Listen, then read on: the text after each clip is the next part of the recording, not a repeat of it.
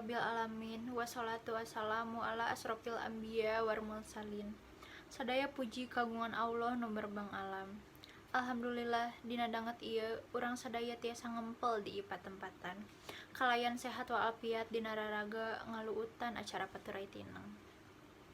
Siswa-siswi kelas 12 anu parantos lulus di ieu sakola, sholawat miwassalam mugi salamina ngocor ka junjunan alam Nabi Muhammad sallallahu alaihi wasallam.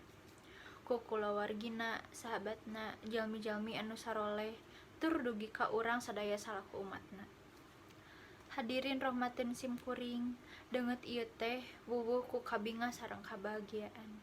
Siswa-siswi kelas 12 parantos tamat diajar, nyukeruk ilmu di ieu sakola. Enggonik diajar pangarti nyiar pangabisa di ieu sakola. Kantenan ieu teh hiji kareueus kanggo urang nu janten seueuna. Salami 3 tahun para siswa diaping ku ibu bapa guru, dipaparin ilmu keur pibekeuleun manehna jaga dina mangsa nu bakal datang. Diajar teh teu cukup ieu di sakola. Dididik ku ibu sareng bapa guru hungkul.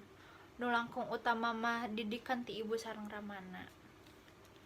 Kahidep sadaya siswa kelas 12 anu bade ngantunkeun sakola, mugi-mugi hidup sadaya tiasa neraskeun sakola anu langkung luhur, sabab ilmu teh kasakten diri.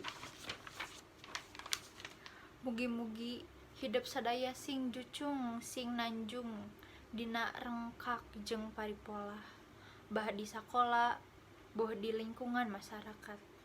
Urang mah urang Sunda kawentar tata krama adab sopan kasasama. Hade budi tur someah, rengkuh hajrih ka saluhureun, nyaah kasasama, beah bager kasahandapeun. Lamun geus ku hidup disekel jadi papagon dina hirup, kumbu sadidinten. Tinang tuh hidup jadi jalma anu dihormat tur diajenan.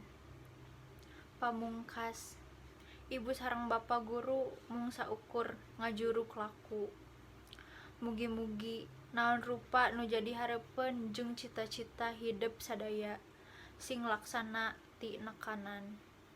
Teu hilap kalangan asmana bapa guru sadaya urang lubarkeun samudara.